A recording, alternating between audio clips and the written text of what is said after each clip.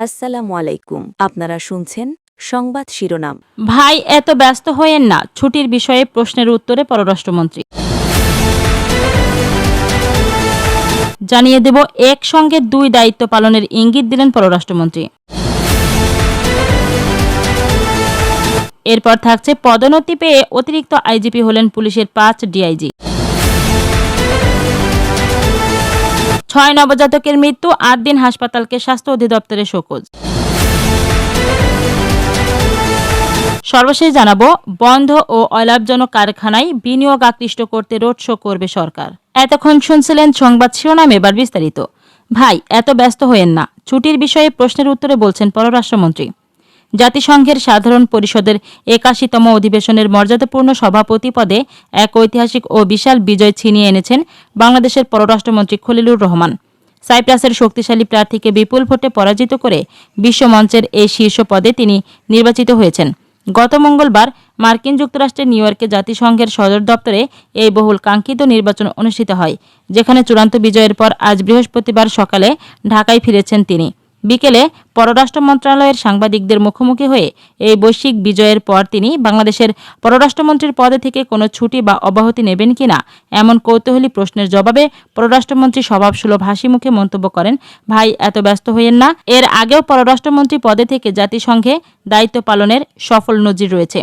এক সংবাদ সম্মেলনে এই অবিস্মরণীয় অর্জনকে পুরো দেশের বিজয় হিসেবে আখ্যায়িত করে খলিলুর রহমান বলেন, এই গৌরবময় বিজয় সমগ্র বাংলাদেশের এবং এটি আমাদের মাননীয় প্রধানমন্ত্রী দূরদর্শী নেতৃত্বের ফসল। আমি শুরুতেই প্রধানমন্ত্রীকে আমার অন্তরের অন্তরস্থল থেকে গভীর ধন্যবাদ ও কৃতজ্ঞতা জানাতে চাই।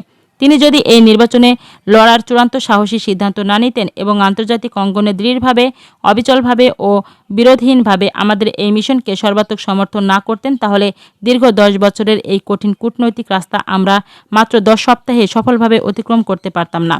এই বিজয়ের নেপথ্যে কারিগরদের স্মরণ করে তিনি আরও বলেন, পররাষ্ট্র মন্ত্রণালয়ের সব স্তরের কর্মকর্তা, বিশ্বের বিভিন্ন দেশে নিযুক্ত বাংলাদেশি দূতাবাসের কূটনীতিকরা দিনরাত নিরলসভাবে কাজ করছেন। এছাড়া আমাদের পররাষ্ট্র প্রতিমন্ত্রী ও প্রধানমন্ত্রীকে পররাষ্ট্র বিষয়ক উপদেষ্টা, আমরা সবাই যে অনবদ্য টিম স্পিরিট নিয়ে মাঠে কাজ করেছি, এই বিজয়ের পেছনে তাদের অবদান ছিল বিপুল। এই ঐতিহাসিক বিজয় আমরা পরম শ্রদ্ধায় বাংলাদেশের উদীয়মান সোনালী ভবিষ্যতের কাছে উৎসর্গ করছি। সাংবাদিকরা যখন প্রশ্ন করেন, আপনি এখন এই বিশ্ব পদের জন্য ঢাকার দায়িত্ব থেকে কোনো ছুটি নেবেন বা চাকরি ছাড়বেন কিনা, তখন পররাষ্ট্রমন্ত্রী খলিলুর রহমান মৃদু হেসে জবাব দেন, চাকরি ছাড়ব কিনা এটাই তো জানতে চাচ্ছেন। না, ছুটি নেওয়ার কোনো প্রয়োজন নেই ভাই, এত ব্যস্ত হওয়ার আসলে কিছু নেই। আজ থেকে ঠিক 40 বছর আগে 1986 সালে আমাদের সাবেক পররাষ্ট্রমন্ত্রী হুমায়ুন রশিদ চৌধুরী জাতিসংঘের সাধারণ পরিষদের সভাপতি নির্বাচিত হয়েছিলেন। অত্যন্ত সৌভাগ্যবশত আমি তখন তার একান্ত সচিব ছিলাম এবং তার সাথে খুব কাছ থেকে কাজ করার বিরল অভিজ্ঞতা আমার হয়েছে। উনি বাংলাদেশের পররাষ্ট্রমন্ত্রী এবং জাতিসংঘের সভাপতি দুই পদেই পূর্ণকালীন ও সফলভাবে কাজ শেষ করেছিলেন। তিনি আরও যুক্ত করেন, ওই সময়টা ছিল সম্পূর্ণ ইন্টারনেট পূর্ব অ্যানালগ যুগ, কিন্তু আজকের আধুনিক প্রযুক্তির যুগে যেখানে আপনি নিরবচ্ছিন্নভাবে ইন্টারনেট ও ডিজিটাল সংযুক্ত, সেখানে দুটি আন্তর্জাতিক কাজই একই সাথে অত্যন্ত নিখুঁতভাবে করা সম্ভব এবং বিশ্বে এটা একটা খুব স্বাভাবিক বিষয়। এরপর থাকছে একসঙ্গে দুই দায়িত্ব পালনের ইঙ্গিত দিলেন পররাষ্ট্রমন্ত্রী। জাতিসংঘের সাধারণ পরিষদের 81তম অধিবেশনে সভাপতি পদে জয়লাভের পর দেশে ফিরেছেন পররাষ্ট্রমন্ত্রী ডক্টর খলিলুর রহমান। দেশে ফিরে সাংবাদিকদের সঙ্গে পররাষ্ট্র মন্ত্রণালয়ে কথা বলেন তিনি। একসঙ্গে দুই পদে দায়িত্ব পালন করবেন কিনা কিংবা পররাষ্ট্রমন্ত্রীর দায়িত্ব ছাড়বেন কিনা এমন প্রশ্নের জবাবে তিনি বলেন, আজ থেকে 40 বছর আগে বাংলাদেশের সাবেক পররাষ্ট্রমন্ত্রী হুমায়ুন রশিদ চৌধুরী জাতিসংঘের সাধারণ পরিষদের সভাপতি নির্বাচিত হয়েছিলেন। তখন আমি তার ব্যক্তিগত সচিব ছিলাম। একসঙ্গে দুই পদে থাকছেন কিনা এমন প্রশ্নে বলেন, এটা আমি আগেই পরিষ্কার করে দিয়েছি। এখন যিনি সভাপতি আছেন উনি জার্মানির পররাষ্ট্রমন্ত্রী ছিলেন। উনি গ্রিন পার্টির নেতা ছিলেন।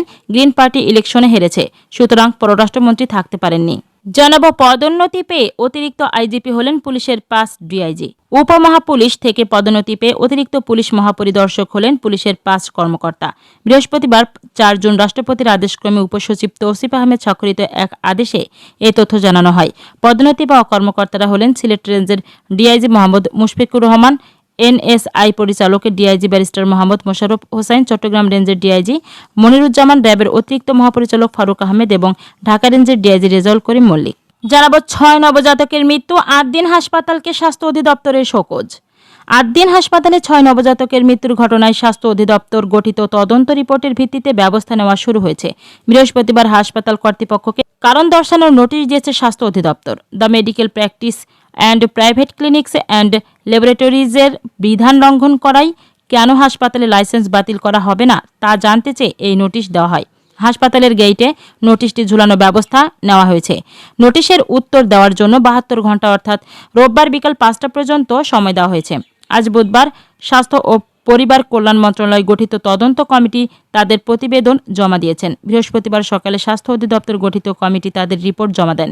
২৭ মে ভোর ৬টা থেকে ৯টার মধ্যে হাসপাতালটিকে চিকিৎসাধীন অবস্থায় ৬ নবজাতকের মৃত্যু হয়। ২৮ মে এই ঘটনায় মামলা হয়। তবে এই ঘটনায় এখনও কেউ গ্রেপ্তার হয়নি। ৩ সদস্যের কমিটির প্রতিবেদনে যা আছে, ভবনটি হাসপাতাল পরিচালনার জন্য উপযুক্ত না। কক্ষতে অক্সিজেন কমে কার্বন ডাই অক্সাইড বেড়েছে। অভিভাবকদের আহ্বানে নার্স সহযোগিতা করেনি। ধারণ ক্ষমতার চেয়ে বেশি রোগী ছিল। হাসপাতাল পরিচালনার জন্য কর্তৃপক্ষ উপযুক্ত ব্যবস্থা গ্রহণ করেনি। ভবিষ্যতে বেসরকারি হাসপাতাল লাইসেন্স দিতে ভবন পরিদর্শনের সুপারিশ। মৃত্যুর কারণ এসি বন্ধ, অক্সিজেনের স্বল্পতা ও ছোট কক্ষ, চিকিৎসক না থাকা, নার্সের অসহযোগিতা, হাসপাতাল কর্তৃপক্ষের অবহেলা প্রমাণিত হয়েছে। এর আগে বৃহস্পতিবার বিকেলে হাসপাতালটিতে ৬ নবজাতকের মৃত্যুর তদন্ত প্রতিবেদন নিয়ে সংবাদ সম্মেলনে কথা বলেছেন স্বাস্থ্য ও পরিবার কল্যাণ মন্ত্রী সরদার মোহাম্মদ সাখাওয়াত হোসেন। স্বাস্থ্যমন্ত্রী বলেন, সম্ভবত মৃত্যুর কারণ ছোট কক্ষে দীর্ঘ সময় এসি না থাকা। প্রয়োজনীয় এসি না থাকায় ঘটনাস্থলে অক্সিজেন স্বল্পতা হয়, যে কারণে কার্বন ডাই অক্সাইডের পরিমাণ বেড়ে যায়। প্রশাসনিক দায়িত্বে থাকা কর্মকর্তাদের দায়িত্বে অবহেলার কারণে ৬ নবজাতকের মৃত্যু ঘটনা ঘটে। তিনি বলেন, পোস্ট অপারেটিভ ওয়ার্ডে অতিরিক্ত জনসংখ্যার উপস্থিতি নিয়ন্ত্রণ করা হয়নি। ৬ নবজাতকের মৃত্যুর ঘটনায় হাসপাতাল কর্তৃপক্ষের অবহেলা স্পষ্ট প্রমাণিত হয়েছে। এ অনুযায়ী বিদ্যমান আইন অনুযায়ী শাস্তি হবে। সর্বশেষ জানিয়ে দেব, বন্ধ ও অলাভজনক কারখানায় বিনিয়োগ আকৃষ্ট করতে রোড শো করবে সরকার। বন্ধ ও অলাভজনক সরকারি কারখানাগুলোতে দেশি বিদেশি বিনিয়োগে আকৃষ্ট করতে শীঘ্রই রোড শোর আয়োজন করবে সরকার। এ লক্ষ্যে চলতি মাসের মধ্যে প্রয়োজনীয় প্রস্তুতি সম্পন্ন করার নির্দেশ দেওয়া হয়েছে। আজ বৃহস্পতিবার বাংলাদেশ সচিবালয়ের মন্ত্রিপরিষদ বিভাগে প্রধানমন্ত্রীর কার্যালয়ে শিল্প মন্ত্রণালয়ের আওতাধীন বন্ধ কারখানা চালু ও ব্যবস্থাপনা বিষয়ক এক সভায় এমন সিদ্ধান্ত নেওয়া হয়।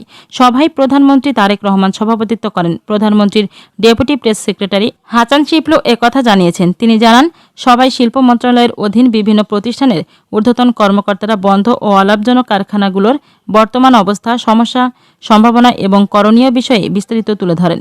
ডেপুটি প্রেস সেক্রেটারি আরও জানান, সভায় প্রধানমন্ত্রী তারেক রহমান বন্ধ কারখানাগুলো দ্রুত চালু এবং অলাভজনক কারখানাগুলো লাভজনক করার কার্যকর উপায় খুঁজে বের করতে সংশ্লিষ্টদের নির্দেশ দিয়েছেন। একই সঙ্গে তিনি এসব কারখানায় দেশি বিদেশি বিনিয়োগ আকর্ষণের উপর বিশেষ গুরুত্ব আরোপ করেছেন। সভায় সংশ্লিষ্ট কর্মকর্তারা জানান, বন্ধ কারখানা চালু এবং অলাভজনক কারখানাগুলো লাভজনক করে তুলতে বিশেষজ্ঞ কমিটির সুপারিশ নেওয়া হচ্ছে।